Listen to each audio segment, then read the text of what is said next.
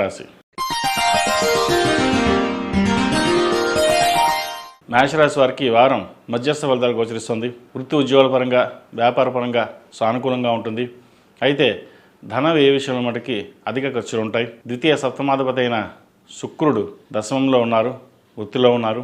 సినీ కళా రంగాల వారికి, చార్టెడ్ అకౌంట్స్, సాఫ్ట్వేర్ రంగంలో ఉన్న వారికి, రియల్ ఎస్టేట్ రంగంలో ఉన్న వారికి కాలం అనుకూలంగా ఉంటుంది. కష్టే ఫలి అన్నారు పెద్దలు, కష్టాలు తగిన ప్రతిఫలం లభిస్తుంది. అదేవిధంగా వ్యయంలో శని ఉన్నారు, ఏళ్ళని శని నడుస్తుంది. ఈ వారం వీరికి అంత అనుకూలంగా లేదు. ప్రతి పని నిదానంగా పూర్తవుతుంది. అయితే ఇక్కడ నిదానంగా పూర్తయిన ఫలితాలు మటుకి సత్ఫలితాలను ఇస్తాయి. మీ కష్టాన్ని తగిన ప్రతిఫలం ఉంటుంది. మీరు ఎంత కష్టపడితే అంత ప్రతిఫలం ఉంటుంది, లేకపోతే నిదానంగానే ఉంటుంది. మనకి వృత్తిరీత్యా, వ్యాపారరీత్యా అన్నీ బాగున్నా కూడా ఏదైనా ఒక కార్యక్రమం తలపెట్టినప్పుడు మధ్యలో ఆపడం, లేదంటే ఆ తర్వాత చూద్దాం, ఏదో మధ్యలో ఇంకొక పని రావడం, ఇలా జరుగుతుంటాయి. ఎన్ని పనులు వచ్చినా ఏదైనా ఒక పని పూర్తి చేయాలి అన్నప్పుడు సంకల్ప బలంతో ముందుకు వెళ్ళాలి. సప్తమాధిపతి శుక్రుడు దశమంలో ఉన్నారు.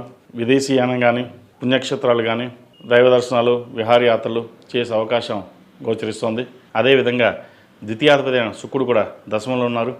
రావాల్సిన బెనిఫిట్స్ కావచ్చు, ఉద్యోగపరంగా ప్రమోషన్స్ వచ్చే అవకాశం లేకపోలేదు. ముఖ్యంగా ప్రభుత్వ ఉద్యోగస్తులకు చాలా అనుకూలంగా ఉందని చెప్పచ్చు. ఏ పని చేసినా 1-2 సార్లు ఆలోచించి నిర్ణయాలు తీసుకోవాలి. అతిగా ఆలోచించడం ఇబ్బందికరం. అది ప్రతిదీ స్ట్రెస్కి తీసుకున్నట్లయితే ముఖ్యంగా హెల్త్కి సంబంధించి ఇష్యూస్ ఉండే అవకాశం గోచరిస్తోంది. అదేవిధంగా ఈ రాశిలో జన్మించిన విద్యార్థులకు కాలం అంత అనుకూలంగా లేదు. కష్టం తగిన ప్రతిఫలం తక్కువగా ఉంటుంది, శ్రమ అధికంగా ఉంటుంది. చదువు మీద శ్రద్ధ వహించాలి.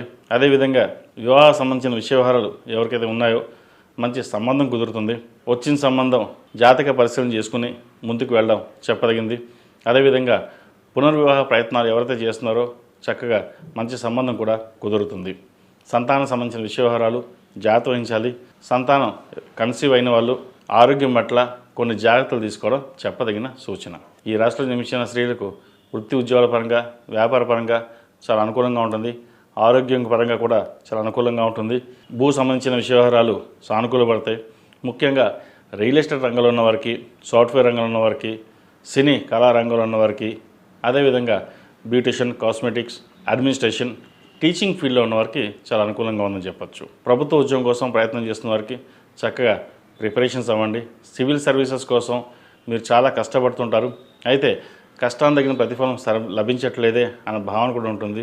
అవన్నీ పక్కన పెట్టి మీరు ఏదైతే సాధించాలనుకుంటున్నారో మనస్సంకల్ప సిద్ధిరస్తు అన్నట్టుగా మన సంకల్పానికి ఎంత గట్టిగా ఉంటే ఫలితం అంత గట్టిగా ఉంటుంది. కాబట్టి ఫలితాలు బాగున్నాయి, మీ పని మీరు చేయండి. తద్వారా పరమేశ్వరుడు అనుగ్రహం మీకు లభిస్తుంది. ఈ రాశి వారికి ఏలినాటి శని నడుస్తుంది. 8 శనివారాలు శనికి తైలాభిషేకం చేయడం, కాలభైరవ రూపం మెడలో వేసుకోవడం చెప్పదగినది. విద్యార్థులు దక్షిణామూర్తి రూపుని మెడలో వేసుకోవడం చెప్పదగినది.